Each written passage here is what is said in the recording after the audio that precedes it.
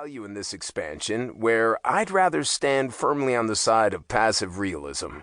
Vivian's bright yellow nails tap against the wooden top of my desk impatiently while I delay giving her my full attention.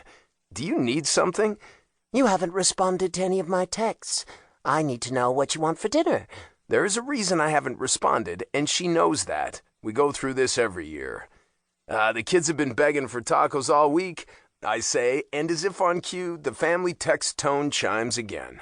I didn't ask you what the kids want for dinner, Vivian says pointedly. I try my best to mirror the stern look she's giving me, but instead of moving her away from the subject, it makes her push harder. It's been 7 years. The sound of the printer waking up from its month-long slumber is enough to get me out of my chair and away from my desk. Exactly, I say, leaving off the "so drop it" that's lingering on my tongue. My phone goes off for the third time, interrupting whatever Vivian is going to say and giving me an excuse to change the subject.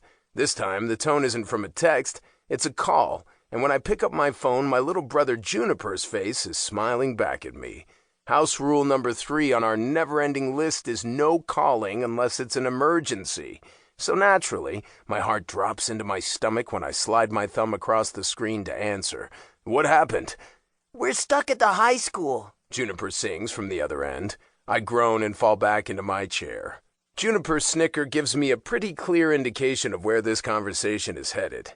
Aspen got detention, he taunts. The 12-year-old hasn't quite surpassed the stage where tattletaling brings him joy. Do I want to know why? I ask. You know that information is highly confidential, he says. But word around the halls is that it had something to do with his hands up Rebecca Marks's skirt in the field house.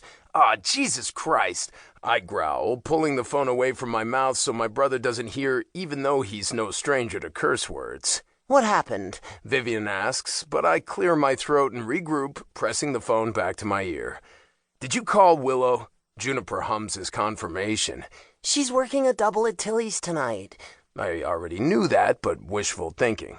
Cypress is finishing up a walkthrough of the Lothario project in Greencastle, and Hawthorne is driving back from the city. I can try Vivian if you want me to, Juniper suggests. Vivian perks up when my eyes flick to her. She's here with me now, I tell him. This is the reason I don't get anything finished during the day. Why I spend more time working with the overnight cleaning crew than I do with my receptionist. I have 8 siblings, and somehow, none of them are ever available when I need them to be.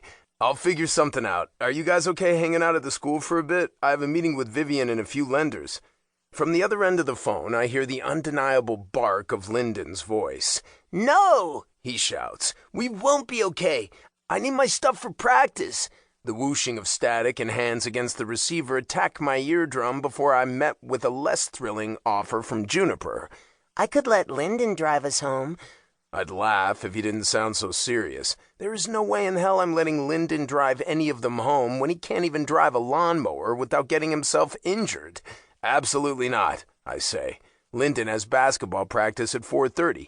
Juniper and Magnolia have dance at 5. Zelkova has swim until 5. If I leave the farm now, drive home, and back to the high school, I might make it in time. Of course, that means I have to skip yet another important meeting. If I'm late, Coach said I won't play at all next Thursday, Lyndon shouts. I'm on my way. Tell Lyndon to calm down or his coach isn't the only one who will keep him from playing next week. Juniper huffs agreeingly, but I know he isn't going to repeat anything I said, which is probably for the best since I'm not there to break up a fight. Juniper and I hang up with an exchange of tired goodbyes.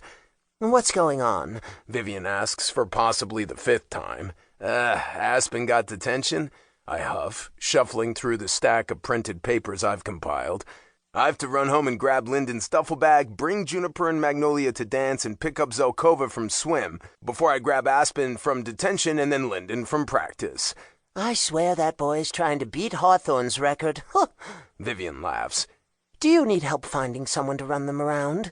She asks half-heartedly. I laugh because we both know that if Zelkova sees anyone walk through the doors to his swim practice who isn't me, without any kind of notice, he'll freak out.